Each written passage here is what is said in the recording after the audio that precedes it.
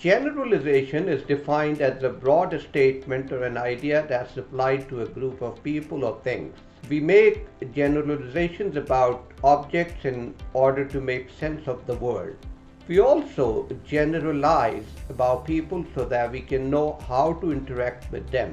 No doubt, generalizations often play an important role as a source of knowledge as well as heuristics.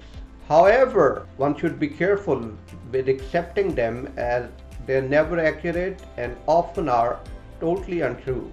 Let me tell you up front, as a thumb rule, the more broadly a person generalizes, the more intellectually lazy they are. When our best understanding of life in a society or group is based on generalizations or stereotypes, then that's a form of ignorance. We stereotype people based on how they look in terms of sexual orientation, gender, race, and ethnicity, especially those whom we don't understand or don't know about. When we see one individual who seems to fit the stereotype, it reinforces those ideas unmindfully of others in that same group who don't fit that stereotype. We assume, usually because we don't know many people like them, that they are all strangers and that they are the them to our us. Generalizing people can easily lead to prejudice and discrimination. It means that we look at race, skin color, age, gender, sexual preferences, creed, community, religion, and every other division in our life as whole product. This is an evil attitude. Our world is now a huge melting pot of cultures and sectors with limitless opportunities to learn from one another. But still, as children, we are often taught to avoid certain people because of where they were born, where they come from, or because of their life choices. It's rare to find children who are raised with global acceptance. So instead of just seeing other children, kids start seeing skin color, religion, and creed. We grow up to value our identity above others.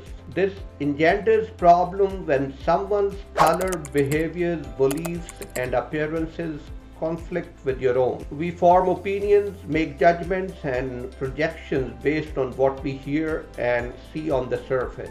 In the words of Swiss psychiatrist Carl Jung, everything that irritates us about others can lead us to an understanding of ourselves. So before we decide to generalize, shame, or accuse another of fault, we should take a look at ourselves and understand that there are things about us that can be generalized, judged, and stereotyped. Let me explain this a bit.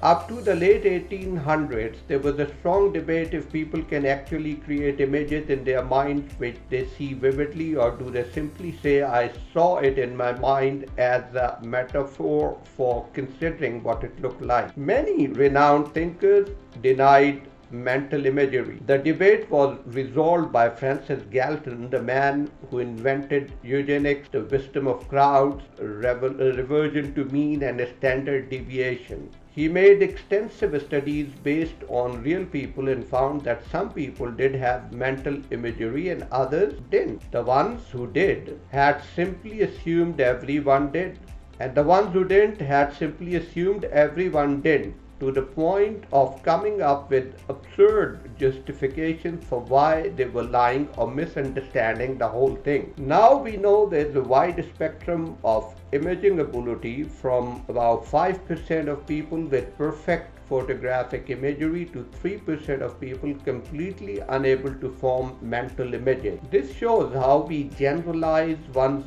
own mental structure to apply to everyone else's. In general, study of mind is littered with examples of thinkers taking their own mental experiences and building theories on them, and other thinkers with different mental experiences criticizing analyzing them and wondering what's the matter with them. And it's not just about serious matters of mental structure. We also have a tendency to generalize from our personalities and behaviors. For example, it's not unusual for introverted people to view extroverts as bullies and for extroverted folks to view introverts as scheming. And this tendency has limitless hues. Some of the teaching methods you hated work well for your kids or your students, don't they? Some of us are particular about neatness and judge others. Some are sensitive about noise and judge others, and so on. So our programmed method of interacting with people involves something like projecting them within our own brain. We think about how we would react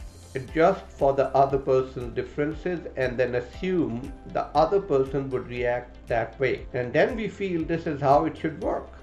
Don't we? No, it doesn't work. You have to take yourself out of the equation. The tendency to generalize runs counterintuitive to rationality. You've got to be a good rationalist, reject your gut feeling, and follow the data. Here are 5 very practical disadvantages of generalizing. Number 1, you become a poor decision maker, because overgeneralizing leads us to lazy conclusions that undermine our ability to make effective decisions. Number 2, you are unable to see outside the box. Generalizing limits our thinking, constraining our reality and making it unfeasible for us to see outside the box.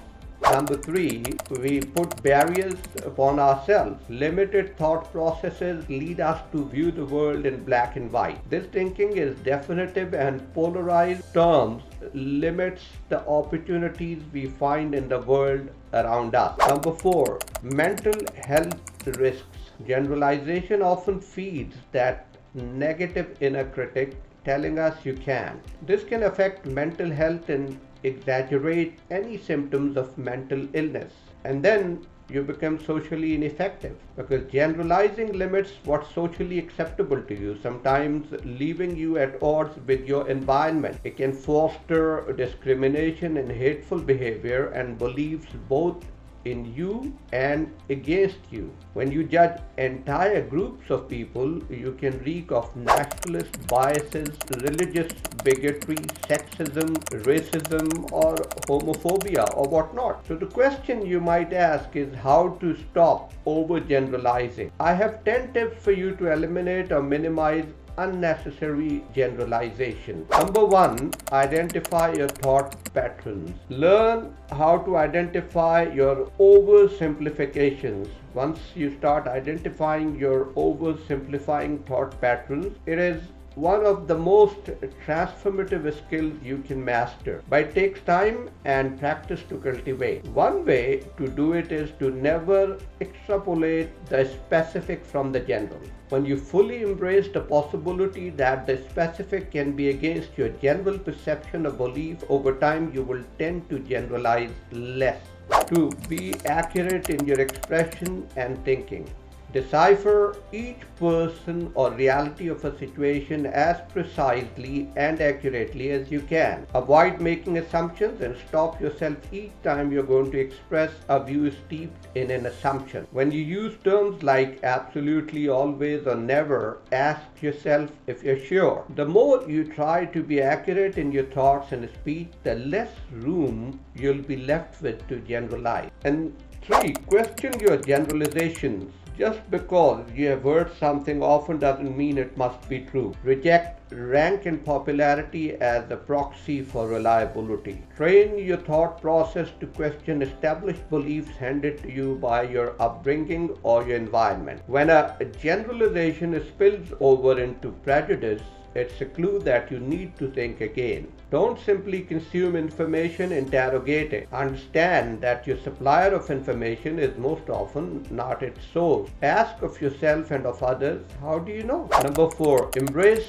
complexity. Look, many generalizations match up with the average in a group, but that doesn't mean they are useful for understanding individual members of the group. Diverse people and situations are complex and different. The same person in different situations is not the same thing, and the same situation with different persons is also never the same thing. Especially in unpleasant situations, we tend to overlook the complexity in favor of generalizing. We have to learn to deal with the ugly side of humanity without drawing exaggerated generalizations. Know what's reasonable and what's beyond the line and stick to the reasonable against temptation. Appreciating complexity reminds us that no belief is perfect, no behavior is always effective, and even the best cures have unintended consequences. Number 5, accept reality. Reality is almost always imperfect. Accept it. Accept the journey and accept the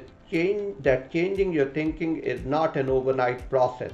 You'll make errors of judgment, that's okay. Take those setbacks as another piece of invaluable knowledge that strengthens your judgment. Excessive generalizing is a toxic loop to get stuck in, but you can get out of it when you look to get in touch with reality. As much as you can, get real, become specific, and be accurate. Number 6, avoid first instinct fallacy. Privilege rigor of evidence over one-off experiences. Ask yourself if you have enough evidence to form a belief. Don't hasten to favor the comfort of conviction over the discomfort of doubt. Number 7, put truth above tribe. If evidence tells you that your tribe is wrong on a particular issue, then accept it. Most generalizations that abound are archaic, well past their shelf life. They date from times when it was rare to interact with different groups, and generalized beliefs about others were propelled by the protective instinct. They have no place today when intergroup interactions are too common to leave room for assumptions about a group. It's much more helpful to learn something about individuals. Number 8, very simple. Consider all your opinions tentative. When the facts change or new evidence surfaces, change your opinion. Changing your mind simply means that you are open to learning. Number 9, avoid extreme views. Extreme views are of no use to wisdom, individual or collective, and responding to an extreme with another extreme isn't the solution. It just aggravates the polarization. Don't accept binaries. Ask yourself what additional perspective could be missing between the extremes. Don't get trapped in emotional simplicity with one or two dominant feelings. And 10, most important, seek out information that goes against your views. Fight confirmation bias. Burst filter bubbles in your news feeds and smash echo chambers in your network. Actively engage with ideas that challenge your views. Engage with people who make you think, even if you usually disagree with what they say. I hope this helps you in identifying and fighting generalizing that leads to stereotyping. Please share your ideas in the comments section below for others to learn from you. Thank you very much.